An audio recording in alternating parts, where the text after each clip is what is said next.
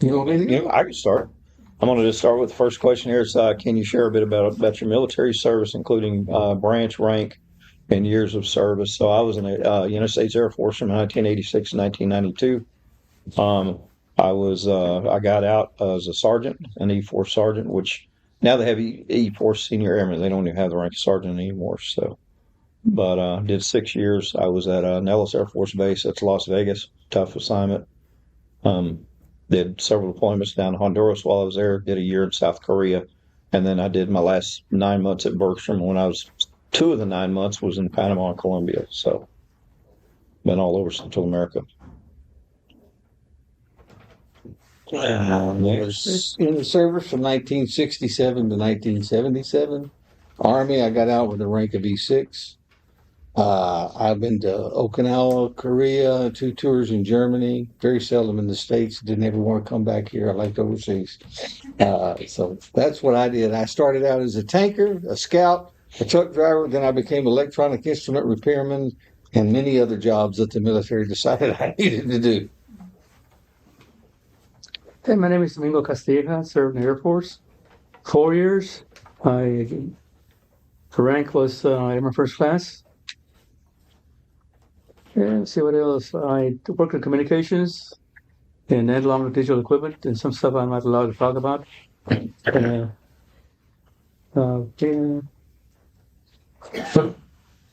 I spent 26 years in the service.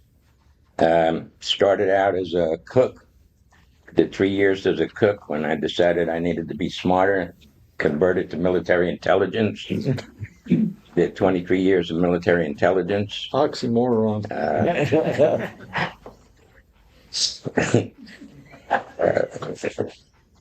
Was a master sergeant E8 in the Army, master sergeant in the Army, and master sergeant in the Air Force, a lot different. Yeah.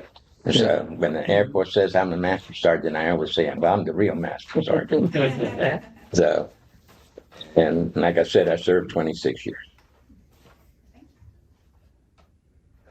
Well, I'm Carmen Hammond. My first military service with the Navy for 3 years. I got out because I didn't like floating in the water. And I stayed out for a year and a half and then went into the Air Force. I spent 23 years in the Air Force, mainly being assigned to combat support organizations. So my TDY time exceeded 13 years. Did temporary duties, and I've been stationed. I've actually only had 4 PCS in 23 years. The rest of it was TDY time. I've been in Germany, Korea twice.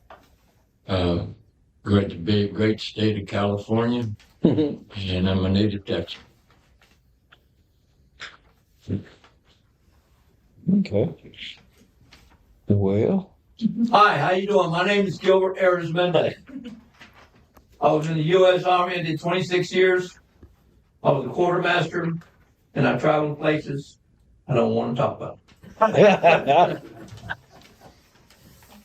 Yeah, we got some of those. yeah. How did I end up here? So, I'm originally from Abilene, Texas. I grew up in Abilene, and from the time I was probably in about 6th grade, my goal in life was to get the heck out of Abilene.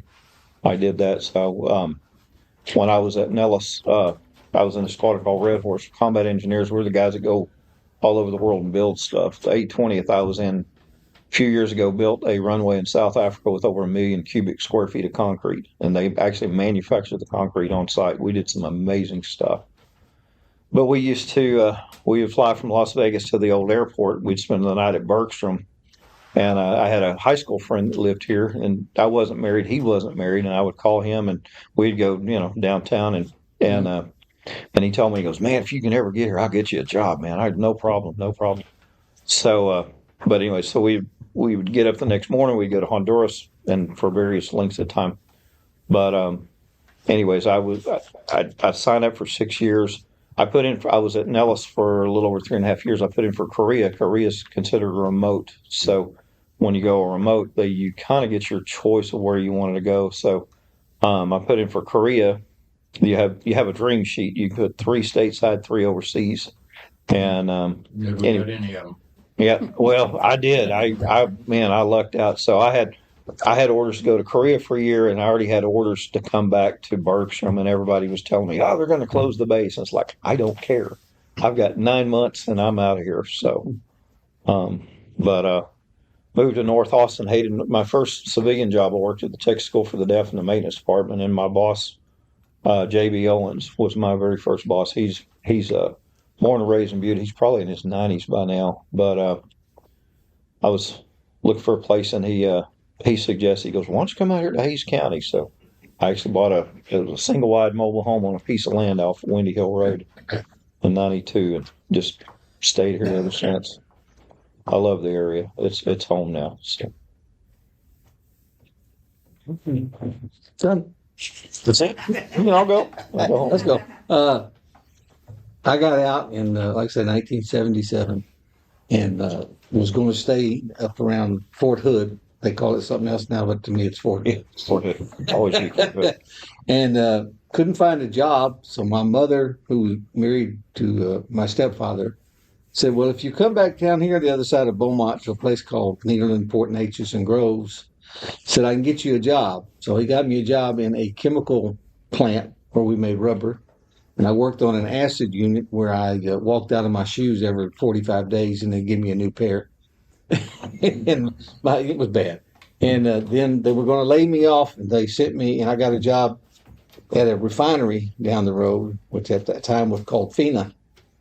And after I got the job, one of the guys said, "Well, you know what the name of that place is, don't you?" I said, "Yeah, FINA." They said, "No, that's the Widowmaker.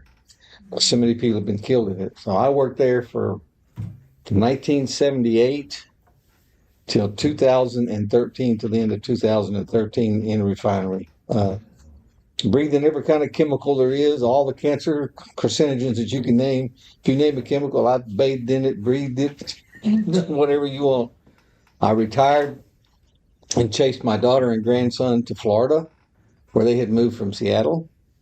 I spent 3 years there, and I worked as a security guard at Walt Disney.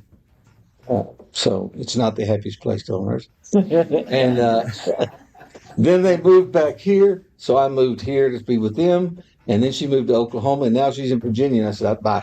I'm here. I was born and raised in Houston, Texas, and yeah, I'm a native Texan. I said, "I'm staying." Well, I was born and raised here in Kyle. For the last 2 years, I ended up in San Marcos. That's where I graduated from. And I ended up here. Well, after the military service, I went to California for 23 years and joined a corporation at that time called GTE, which is now Verizon. I lucked out in the military because I was in the working on a communications equipment. So when I went to GTE, applied for a job, they asked me, "What kind of work do you do?" So I told them and said, "Well, can you start Monday?" Because they were using the same equipment that I was trained in the military. And like I said, I spent 23 years there, transferred to Dallas, and I was there for another about 10 years, I guess.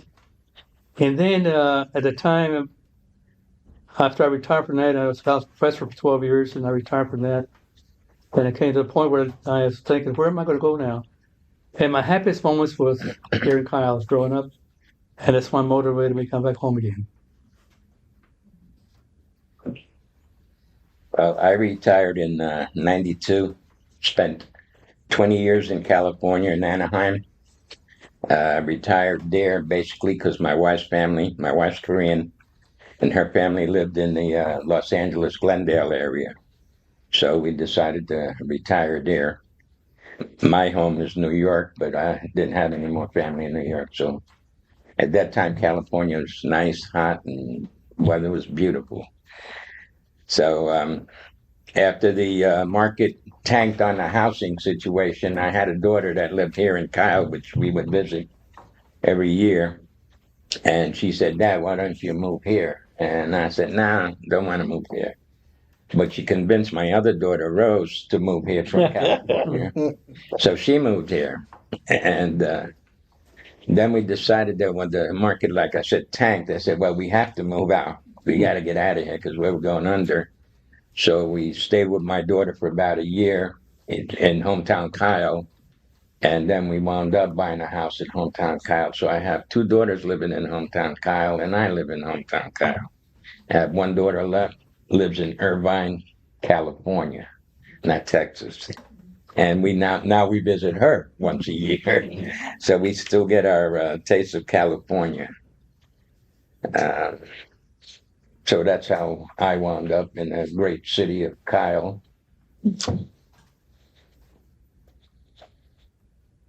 Oh, Wake up, Herman. I'm a native Texan, born under a grapefruit tree in Harlingen, Texas. Because my parents were sharecroppers and went from Texas to California back and forth. Left Texas when I was 9 months old and ended up eventually in San Antonio when I was 6, so I could start school. And so I basically was raised in San Antonio. So naturally, being a Texan and being to Central Texas area, I had to get back. After the military, I went to work for a telecommunication company called NEC America. They were in Virginia, and I'll get back here eventually. But I worked for them I was hired for them as a technical trainer because they were setting up a training center. I stayed with them 14 years, had to quit, take early retirement because of health reasons.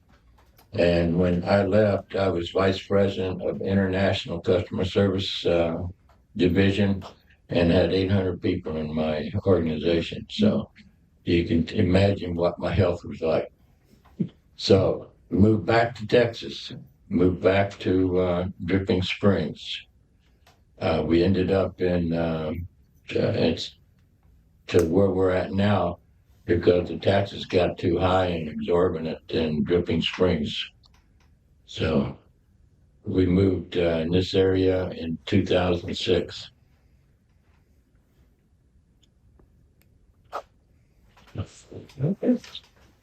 Well, after my military years, I became a government contractor in 2014.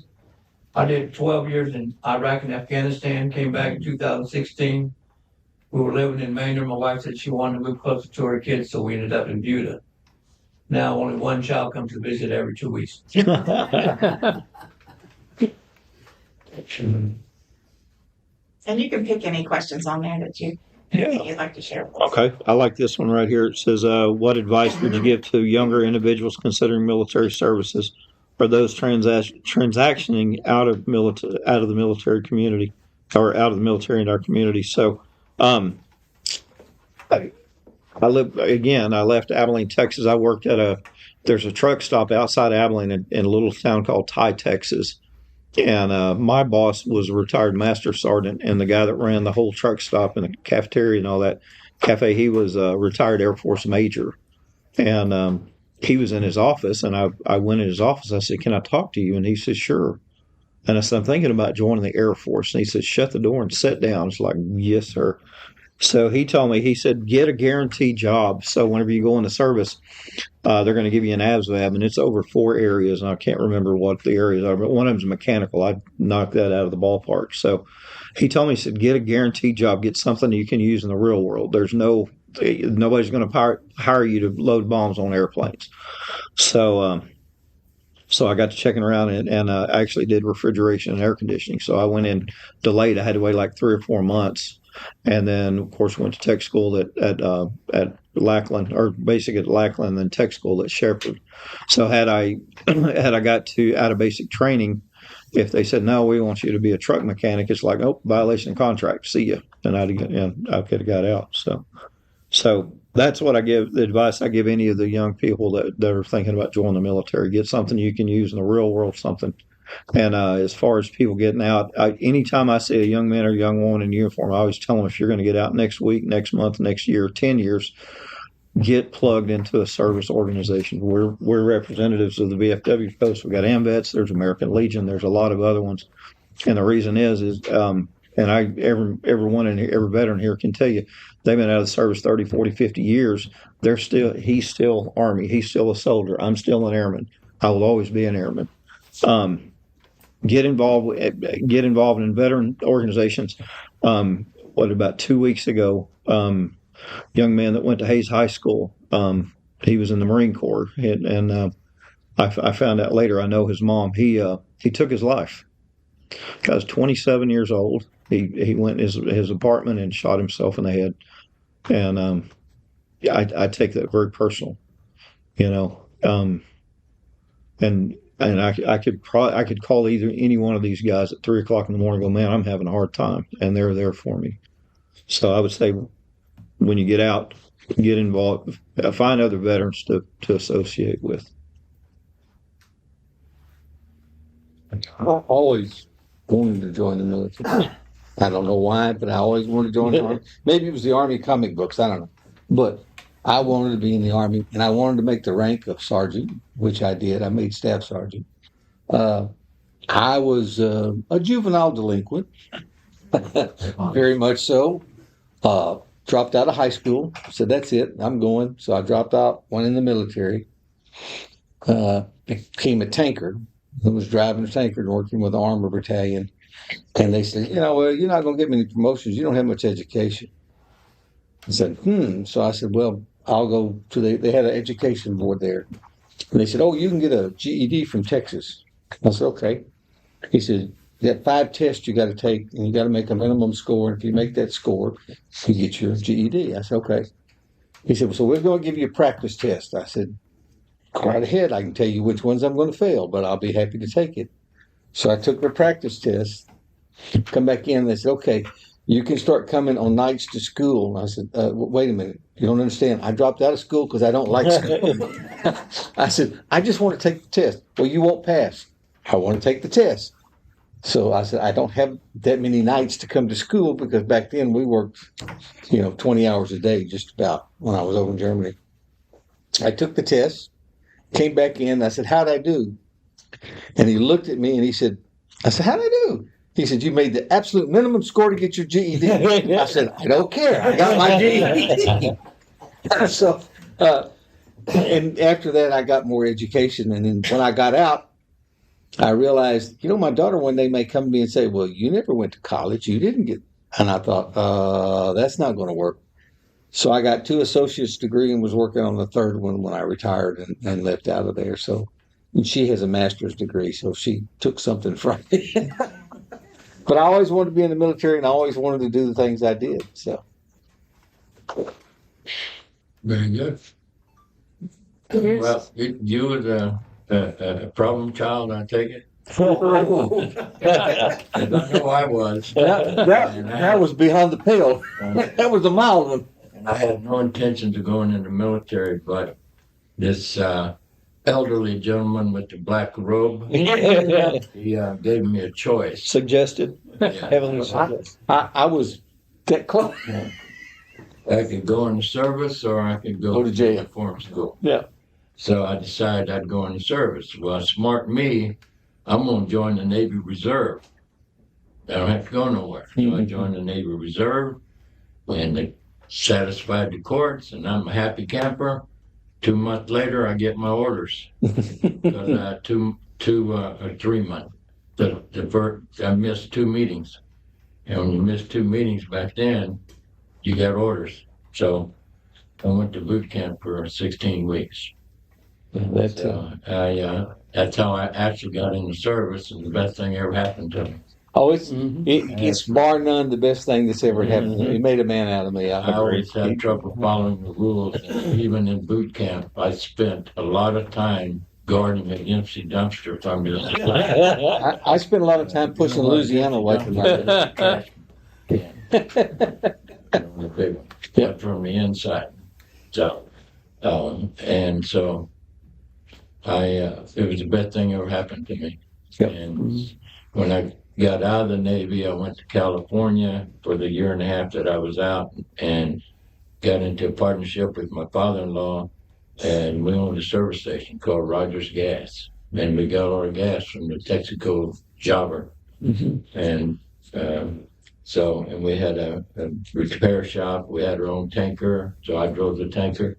Now I'm driving the tanker, had no commercial license, but I always drive up Chula Vista to job. Anyway, I said the best thing ever happened. I was married at that time.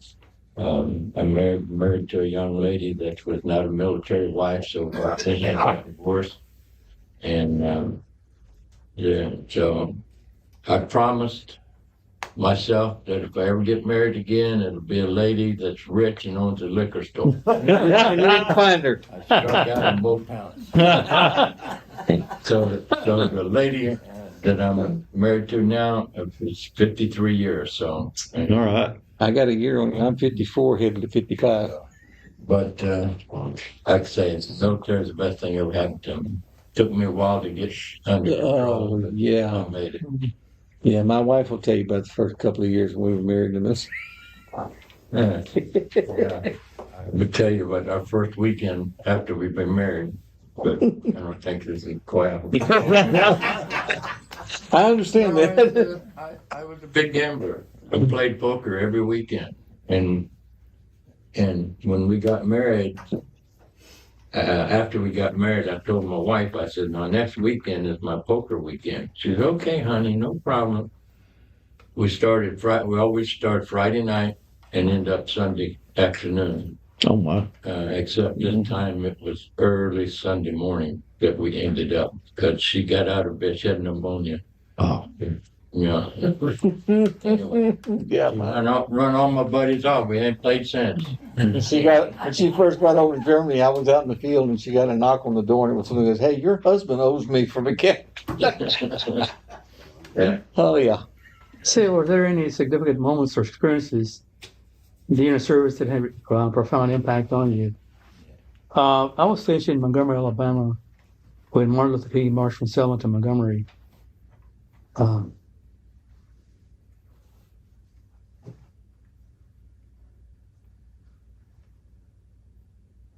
At the time, the blacks had a hard time registering to vote, but they were being assigned to Vietnam disproportionately, right? And that had a significant impact on me because I recall sitting outside the barracks and thinking, well, if I go to Vietnam, get killed for what? So I thought a lot about that. The other aspect that I had on mind a lot was, during the time, if you were going to college, then you wouldn't be drafted.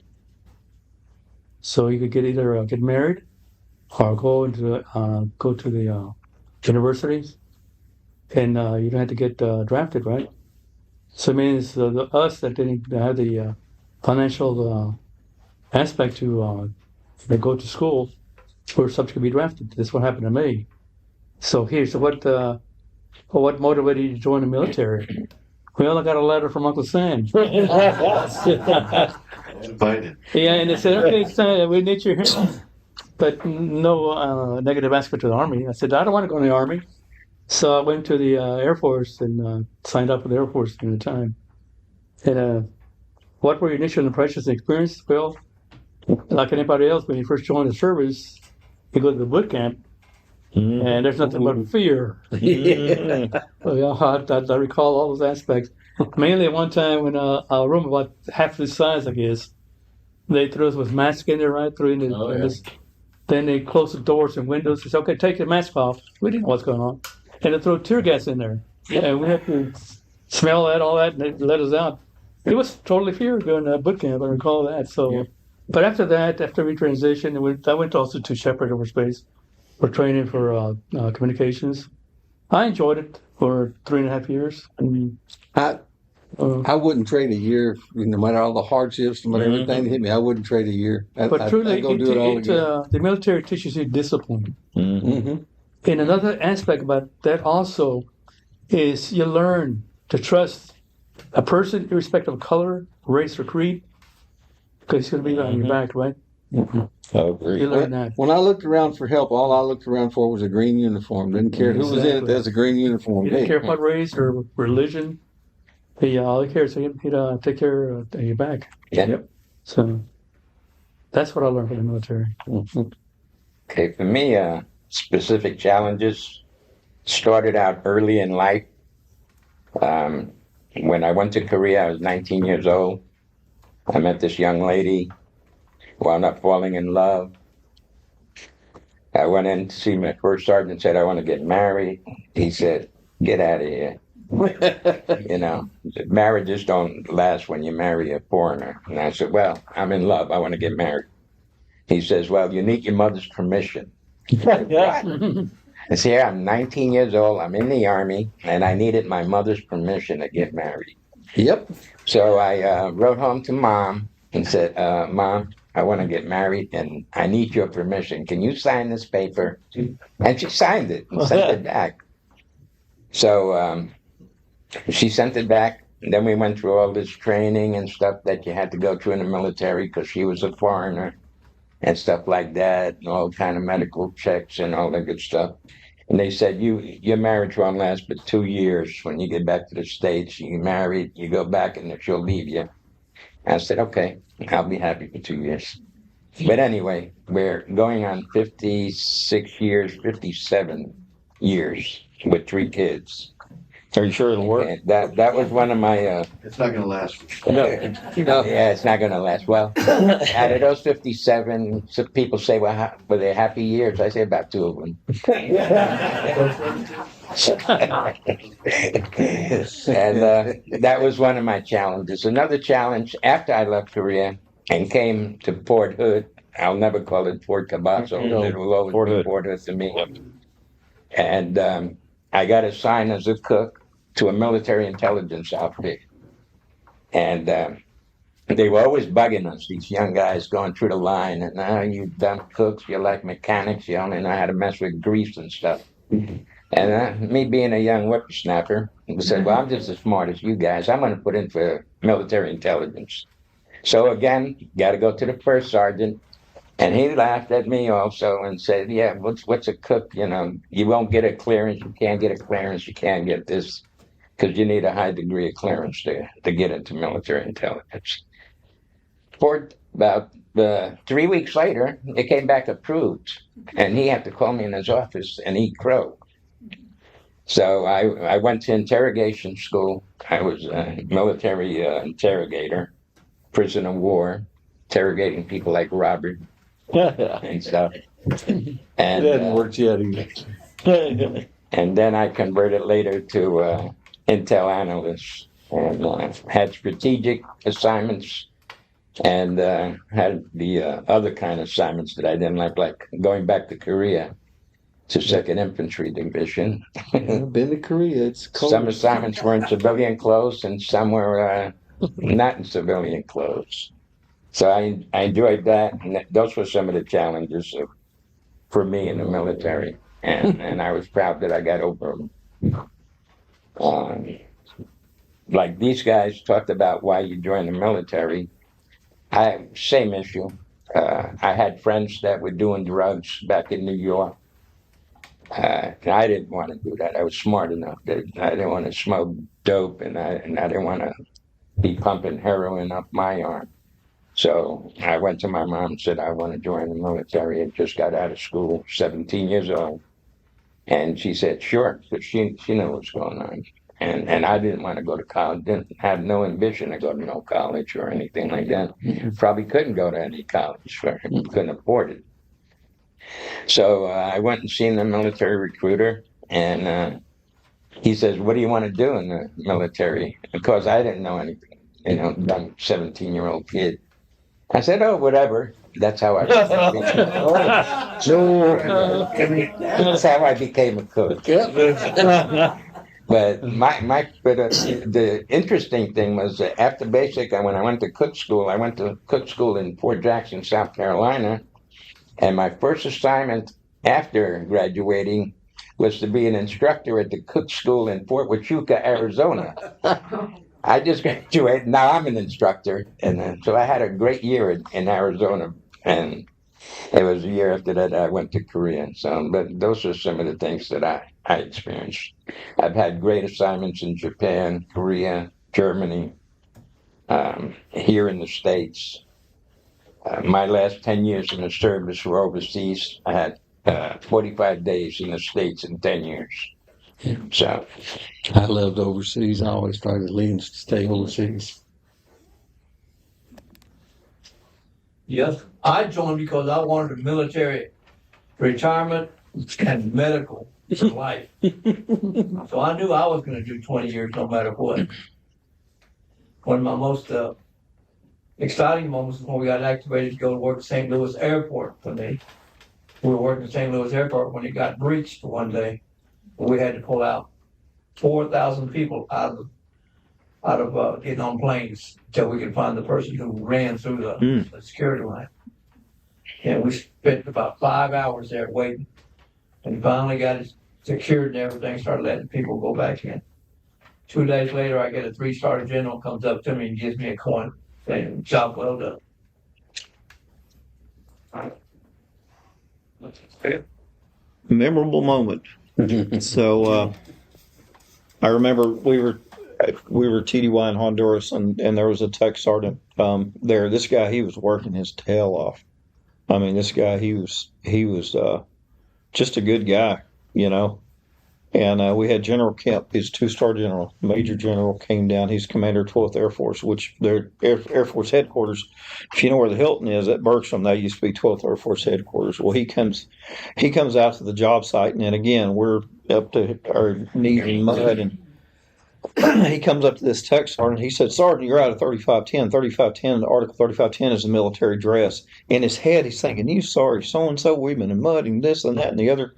And he smiles and he says, you're not wearing enough stripes. He says, congratulations, you're a master sergeant. And a lot of times, unfortunately, a lot of times in the service, something like that happens. People say, you saw, whatever. But that did more for our morale at that in our camp than anything, was that one guy getting promoted from tech to master sergeant. So I had many memorable moments. That's one of them, yeah. But I guess the first one that really hit me is I got sent to Germany in '68, and I thought, man, how did I get lucky to get to Germany? And then the Czechoslovakian incident happened. I don't know if anybody remembers that. Mm-hmm. And that's when the Russians moved into Czechoslovakia with tanks and all. And our unit, they put us on alert, and they lined us up, and they handed us our weapons, our full ammo. We were all piling with ammo. Our tracks and tanks were loaded with ammo, and I'm thinking, wait a minute, I'm in peacetime Germany. What's and the tracks were running 24 hours. I asked our sergeant, I said, where are we going? He said, Czechoslovakian border.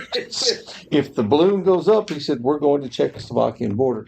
And you had to be within 5 minutes of the barracks. If you went out to the PX or something, you had to sign out because we were on an immediate gone. We were going to be, when I was down in South Bavaria, and I said, well, that's quite a, drive to Munich and Austria. And they said, that's okay, we'll make it.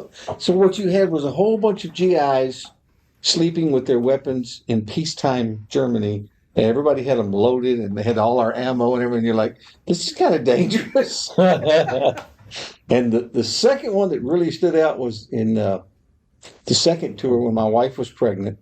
She was 7 months maybe or something like that, and they had the Cyprus incident when they were the Turks and the Greeks were fighting over Cyprus. And they told me, they said, okay, take your platoon to the air base. I said, okay. And they had planes lined up there, and we had our Jeeps and everything, and they had, the up so that we could drive right on and fly off. And I said, my wife is pregnant. And he said, yeah, we know. So you can drive back and forth. So I said, oh, good. So I drove back and I do stuff. And my wife said, well, you're not going to go, are you? I said, baby, if I pull in that air base tonight and they say, get on the plane, I said, I'm gone. I said, that's it.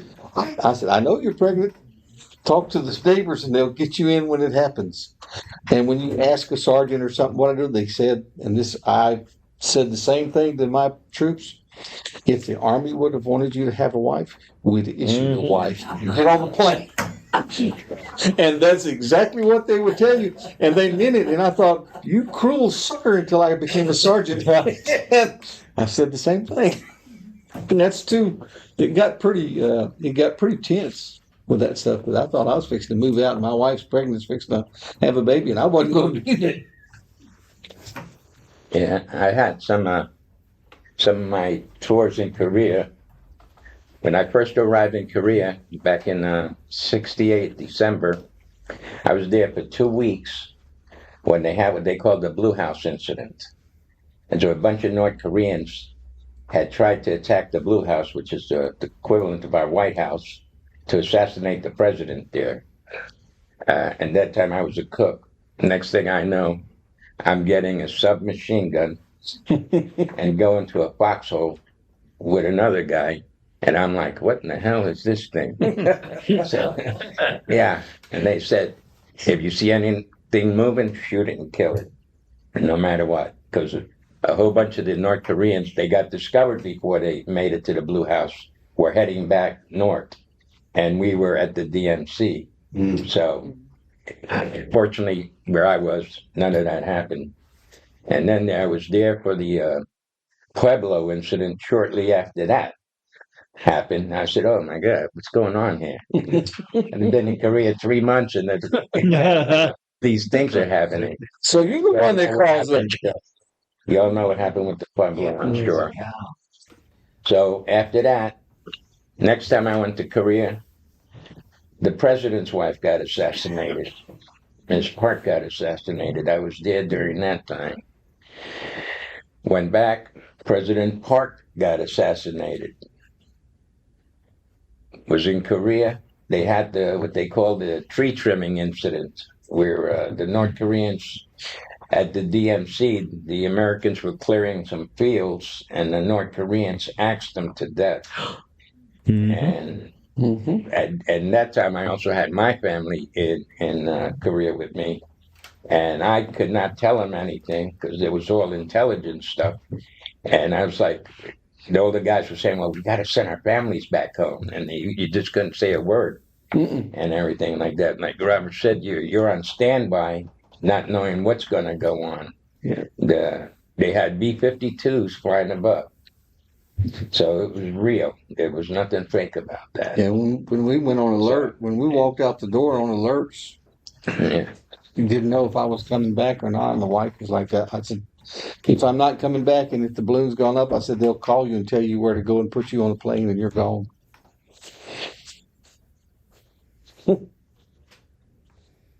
Ceci, what do you believe are the most significant contributions or sacrifices made by veterans in our local area?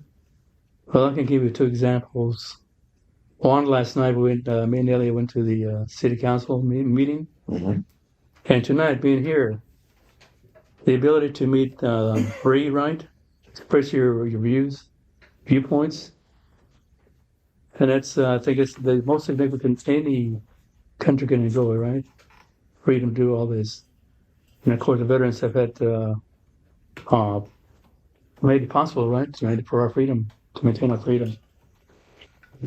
So for the most significant contribution I think veterans have made.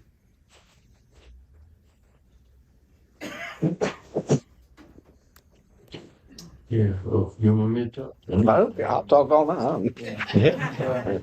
I just one of the significant moments in my experience, and I'm like you, I had several of them. When Cyprus and Turkey were fighting, I had a crew down there that was stuck in a hotel room, and somebody in red paint sprayed, you know what, on the white sheet and hung it over the balcony, and they had to call the embassy to come get them. But that's not the most significant. I was in Germany assigned to the installation squadron. I was in charge of all communications. I was tasked to be the project manager to upgrade the NATO communications from analog radio to digital radio, multi-channel. So I had 60 men and women in my unit, and we were scattered from Turkey to Virginia, through all the NATO countries, up through Iceland, Greenland, through Newfoundland, and I had to keep track of all of those team members, and I learned a lot on how to deal with people in a crisis, and you're not there with them. And I think that made a world of difference. And whenever I took over the training center for the NEC, took me a year and a half to get the upgrade done and passed. And I had to go to The Hague to give a report quarterly and where we were at. And it was always interesting to talk to all the NATO honchos about what was going on. But I think that's the most significant. And I have one other important, what I consider very significant. I was me along with 6 other E8s was selected to go to Keesler Air Force Base to set up a training center to train remote training for all of our Air Force people on how to clean computer screens. Yeah, right. So our first task was to work with the Army to figure out what we could do to train the maintenance people better so they don't have so much downtime. So we visited several of the posts, and we went back and said, well, the problem is there's nothing, the maintenance manual is so detailed, you get to where you don't use them. So we decided we'd come up with a pamphlet that we, in what we call English and make it much easier. So we did put it in a comic book format. And use the narrator in that comic book manual was Maintenance Molly. So you can imagine what Maintenance Molly looked like. Oh, I know. But it worked because they were running at 40% downtime, and with that new manual, and by the end of the first year, they were down to less than 10% downtime. So I think that was a significant change. But we worked with the Army, the Marines, as well as the Air Force at that training center. So it was had some great times.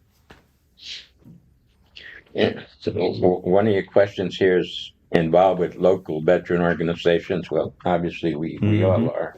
We're either AMVETS or VFW. Reason I joined the VFW was that I wanted to help other veterans in need. Our VFW here in Kyle doesn't have a bar, doesn't have a canteen, gambling machines, or any of that. Our main focus in our VFW is to raise funds to help our veterans in need in Kyle. And we do that pretty well. AMVETS does the same thing. And say what's the significant that can go with the resources. We have Jude Prater, who's the Hayes County Service Officer. Jude Prater is a blessing since he came into that office. He has helped many veterans here in Hayes County to get their benefits that they are entitled to. So not only the veterans, but the families. We help families in need during the holidays when their husbands are gone off overseas and stuff. And we find out what can we do to help them. We do that. So that's, yes, ma'am. I just have a question.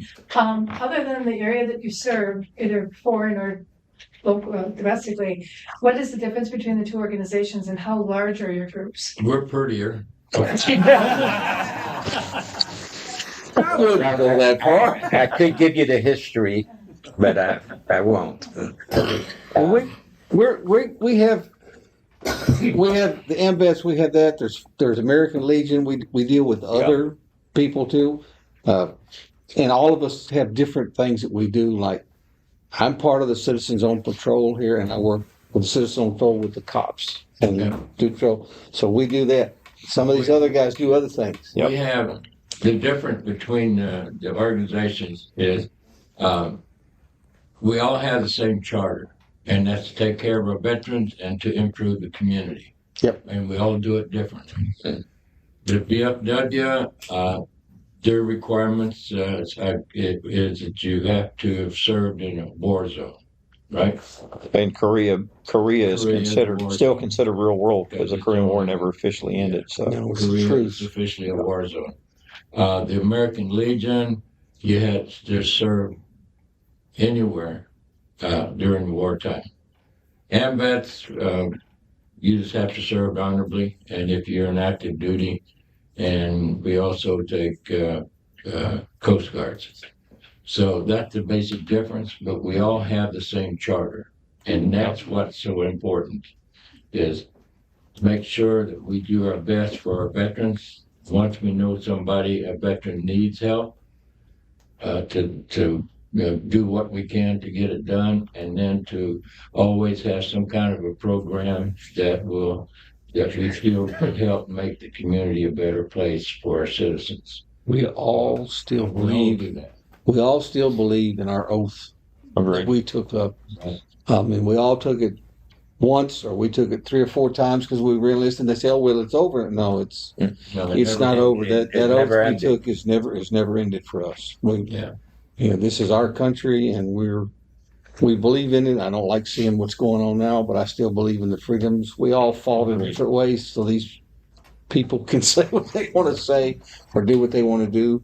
But all in the end, we believe in America. We believe we're all patriotic to a degree, and we believe in this community in our town, and we're trying to help it as best And I we think can. if you asked any of us, would we do it again, and would we go Absolutely. to now, if required, if they called us, it would be a positive yes. I told them years ago, all of us fat old men now, Yeah. they need to make a division of us, and we'll end whatever war there is within 2 weeks, Yeah. because we're grumpy, we hurt, and we just go out and kill them all, and that's it. That's it. And I don't know about y'all, I can shoot a lot better now than what I did. I know. I only shot once a year at guns, and once a year when I was in the service, and No, I didn't I shoot shot guns all the more time now. than that. I shot more than that. Yeah. Matter of fact, I want to get off of a lieutenant. Can you say what advice would you give younger individuals considering military service or those transitioning out of the military into our community? I would advise them to go into military if you like discipline, or if you don't know really what you want to do later, in your life. Because the military does teach you discipline. It also has a lot of great benefits for educational benefits. So when you complete your service, you come out, go and get a trade, or go to a university and take advantage of those educational benefits. So I think it's very beneficial to join the service. Mm-hmm. I know it helped me a lot. I made use of those educational benefits. I got my degree from Pepperdine, and I got my master's from the University of Dallas, and I was teaching college for 12 years. So I was very, very lucky to join the service when I did, and I would do it again. I came in, base pay was $68 a month. What'd you do with all that money, Jim? I spent it all on cigarettes and beer. Yeah, That's right. I made a little bit more, but that's where I spent my money. What about you guys? Got any questions? Well, also another thing for veterans is I did 6 years, so I go to the VA clinic once a year, Mhm. and I have that available to me, and we all have VA home loans. VA home loan is the best loan out there. I mean, it's no money down.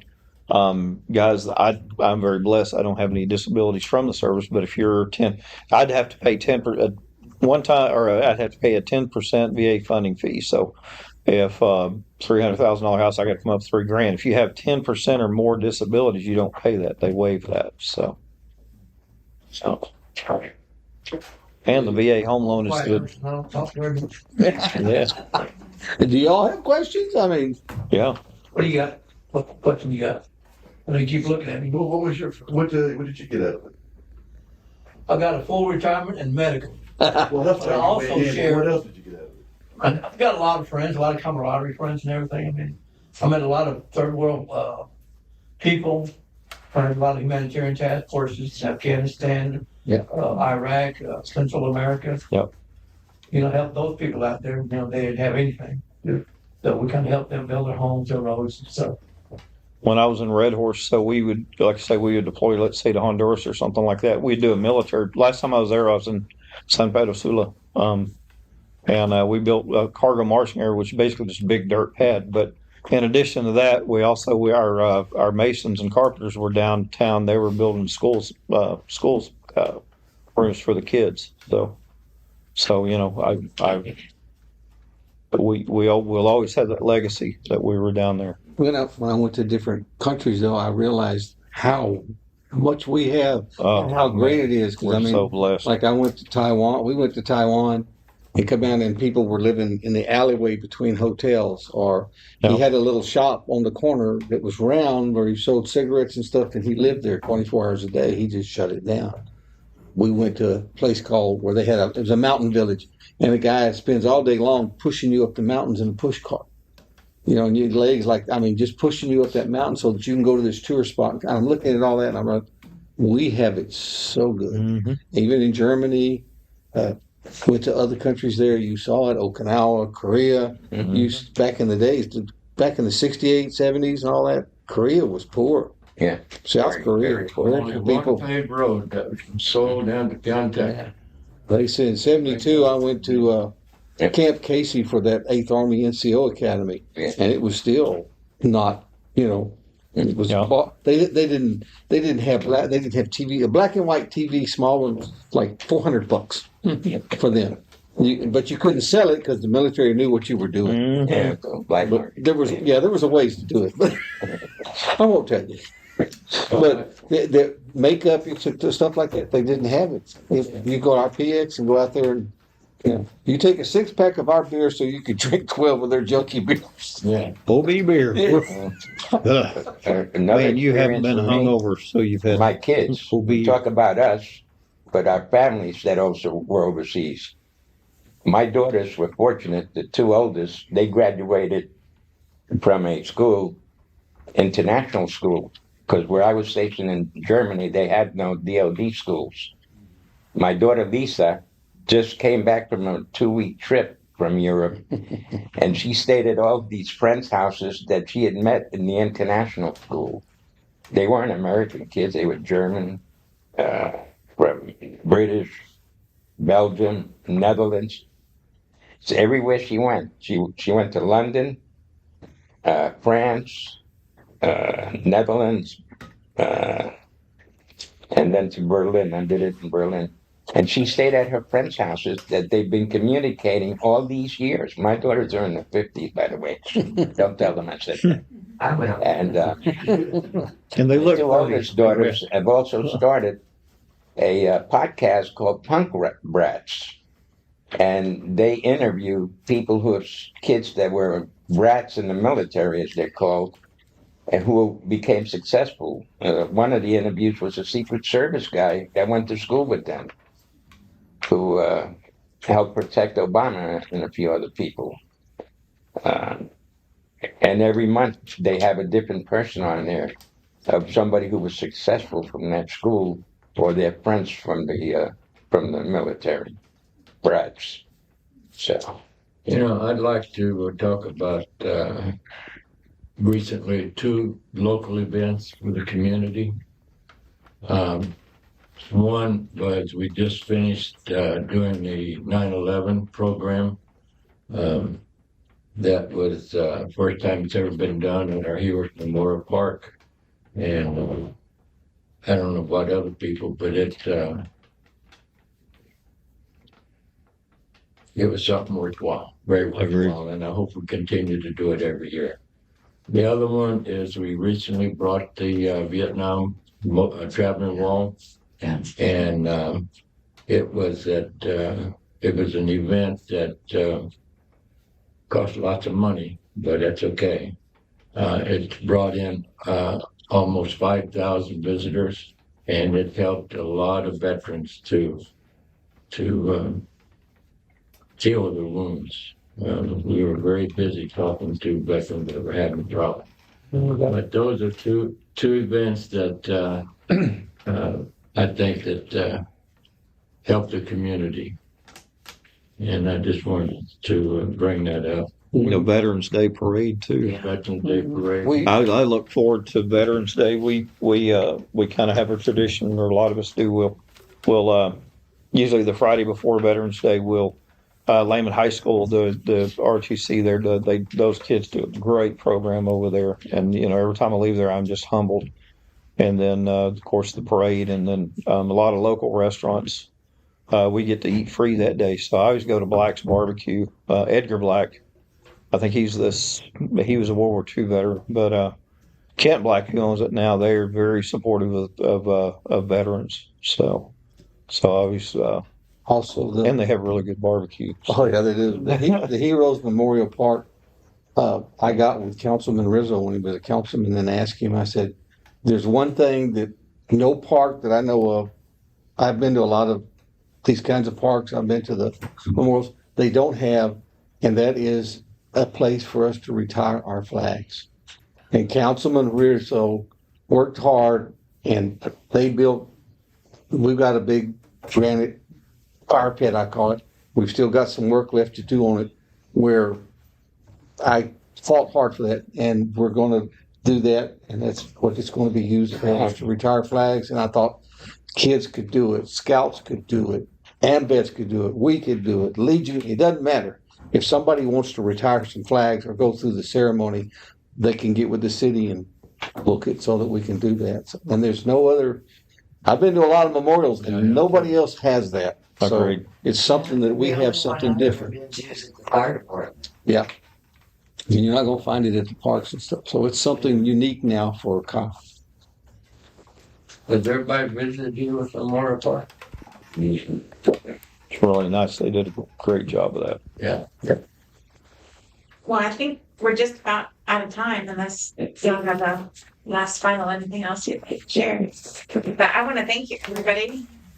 You bet. Very meaningful night. And with your permission, this is going to be put up on YouTube and we'll share it out. And I have a sheet where you can sign up. If you want to give me your post up. if you want to give me your contact information, I can get it to you. Awesome. Normally, that's for me to let people know about the history events we have every month, but just let me know. Yeah. It's awesome. Yeah, we do this like every third Wednesday at Nice. 6 o'clock here at the library with different topics. Yeah. And it's been very successful to have people just come in and talk about their history and what they remember about the town and other places. And this is put on by Preservation Associates, which owns the Catherine and Porter's house. But the Hays County Historical Commission has been allowing us to use their expertise in filming it. And they have a YouTube channel. And so these are going up on their YouTube channel. So you're with the Porterhouse? Yeah, well, I'm with both. I'm also a county historical. Well, I've never been able to thank anybody for the Porterhouse, because when we started AMVETS, I remember. if I remember that. I remember. I always said, who do I tell how much we appreciate that? We know. Okay. You're the only group that has ever left that place cleaner. We're still talking about it. Oh, are you? Oh, yeah. Yeah. Well, Finally, I that's get that military training when we had those GI parties together. I mean, and we would clean up beforehand, but we come back and we'd be like, whoa. I mean, y'all are like up there sweeping the sidewalk. Yeah. They're used to covering. They did the bathrooms. Yeah. Usually that drill sergeant would come out there and say, "Okay, it's police call." You have to do everything that ain't growing. That's feeding, clean it again. Yeah. Yeah, if you ever need to do that again, just let us know. Okay, I'm trying to You're welcome. convince the American Legion and you to come over there, because they don't have a home right now. Oh, they don't? You know, No, we can do that. they're kind of stubborn. We'll see. Well, we'll see It's how that- clean they leave it. Yeah. It's that beautiful rivalry that goes back to high school. But we, like I say, we really appreciate it. It's made a big difference. So, Wow. we did our Christmas party there. We had other banquets there. But anyway, thank you very much. Oh, not a problem at all. It's the least we can do for you guys. Thank you all of you for showing up. and sharing your stories. Enjoyed it. Yeah. We shared the clean ones. Something could be recorded. Yeah.